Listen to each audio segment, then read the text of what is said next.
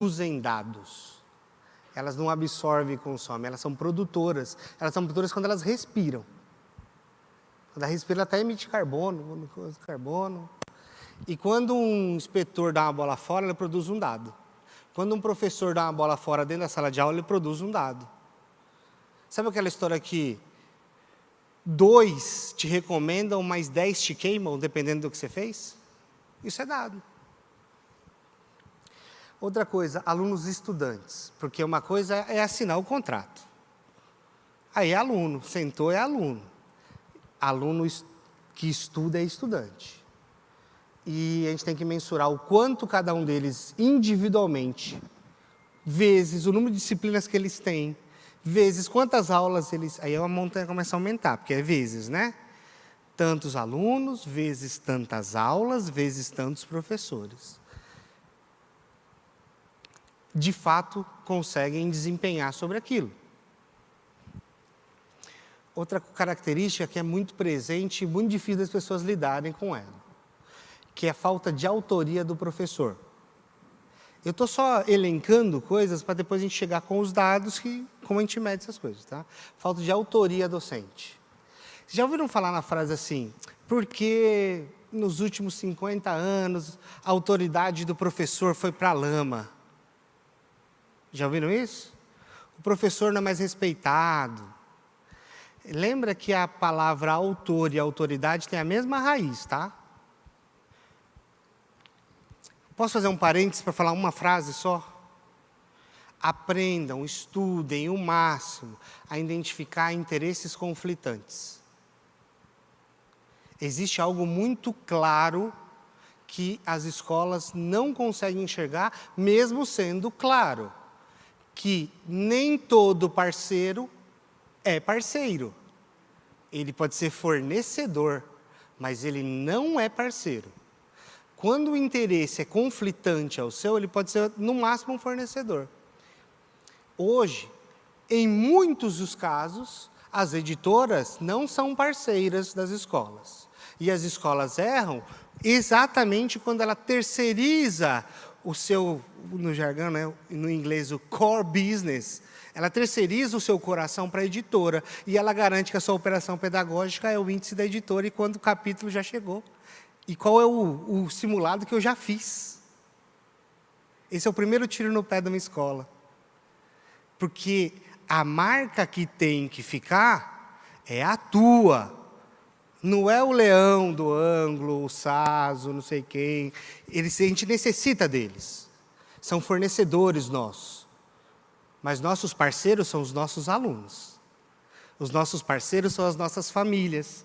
Os nossos parceiros são os nossos professores. Não confunde fornecedor com parceiro. Porque existe um interesse conflitante ali no meio do caminho. E é justo que ele conflite e defendendo o interesse dele. Mas quando eu vejo agremiações, junção, confrarias como a de vocês, eu penso sempre, vocês têm um potencial de organizar para um dia vocês serem os fornecedores de si próprios, com materiais próprios. Não é algo fácil, mas aprende muito claro. Qualquer um que chegue para te oferecer algo é um parceiro ou um fornecedor. Porque a gente chama de parceiro muita gente que não é parceiro. Esse é um interesse conflitante muito claro. E sabe a quem precisa isso ser? Porque, olha o penúltimo item, professor-autor. E o último, gestor profissional. Tudo bem até aí? Toda vez que eu tenho um professor que não é autor, porque a sua autoria foi terceirizada para o fornecedor, é porque o gestor não é profissional. O material é apoio. Agora, quem se apoia em quem? Essa é a pergunta. O material é meu apoio. Faz parte até do orçamento das escolas, o material didático. Ok. Mas meu professor se apoia no material ou ele apoia o meu professor? Essa relação tem que ser muito clara, porque se na gestão do pedagógico internamente, não, está tudo correndo bem, o pessoal está com as aulas em dia, lá no índice da apostila, a sua operação já foi terceirizada. E aí quem vai ganhar o louro dessa operação não é você, é o tal do sistema. Então, assim, se vocês querem saber o que é fundamental na nossa análise, para qualquer escola seja de alto desempenho, isso aqui é ponto base. Imagina que se eu fosse um prédio, para quem sabe um pouquinho de obra aqui, tem a sapata, né? Tem o baldrame lá, que segura. Isso aqui são as sapatas, são as estruturas base de qualquer escola que queira não morrer e, essencialmente, ter desempenho acima dos seus pares. Sabe por que a gente fala de análise por par? Mais para frente vocês vão ver. Pelo seguinte, uma escola não concorre com 50 escolas. Uma escola, no máximo, em 99% delas no país, concorrem com 3, no máximo. Ela e mais 2, é um trio, né? Mas a gente fala de avaliação por pares. Quase 70% concorrem com uma. Ele pode até perder um aluno ou outro para uma terceira ali, mas ela concorre em geral com uma e no máximo com 2. Em grandes capitais, onde está a concentração urbana, você tem até mais colégios, o deslocamento acaba acontecendo, mas no grosso é isso que ocorre. E a gente observa com a série histórica, analisando o tal dos dados, algumas coisas que vão demonstrar que essa palavra aí importa muito na sobrevivência de longo prazo de uma escola. Eu tenho em pequenininho, coloquei até com uma fonte pequena lá em cima, uma coisa que é muito verdadeira, tá? Temos que transformar aluno em estudante e resultado em rendimento. Porque se eu não transformar aluno em estudante, eu não tenho resultado. Se eu não tenho resultado, eu não tenho rendimento. É intrínseco essa relação. E a gente tem que gerar algo chamado reputação. Reputação não é construída somente pelo resultado acadêmico, mas sem resultado acadêmico você não constrói reputação. Escola, no final, daqui 20 anos, eu quero que volte para conversar com os alunos do terceiro ano do médio. Sabe quando a gente chama os alunos para conversar com os alunos?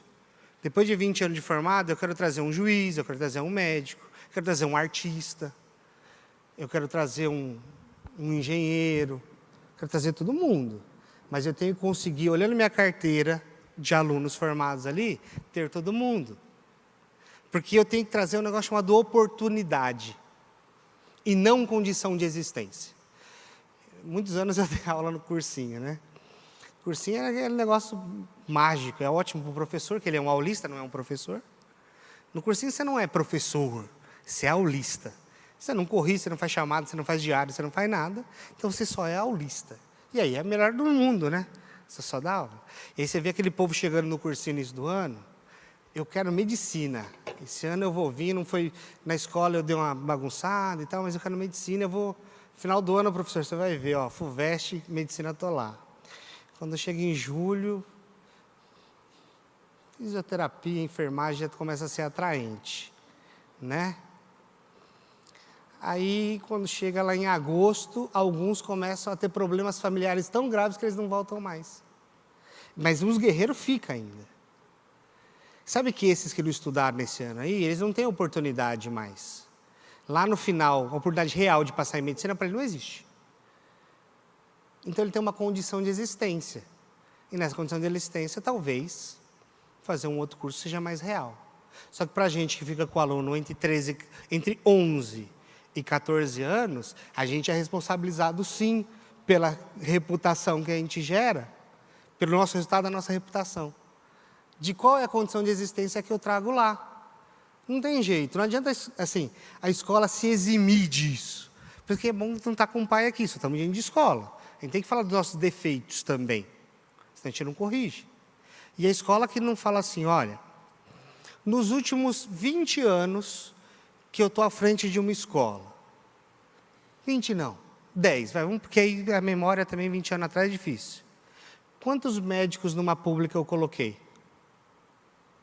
Porque eu falo medicina, não por... É porque realmente é o curso mais difícil de entrar, todo mundo sabe disso. E nas públicas, mais difícil ainda. Então você começa a pensar, será que não passou ninguém inspirado a fazer medicina na minha escola? Porque se nos últimos 10 anos eu não coloquei 5 medicinas, 1 a cada 2 anos, eu começo a falar, epa, eu posso não enxergar esse dado, mas ele existe, numa federal. Porque aí é a minha reputação que está em jogo. Tudo bem? Se eu não tenho os topos, seja para baixo como para cima, eu não estou enxergando o mundo real, não.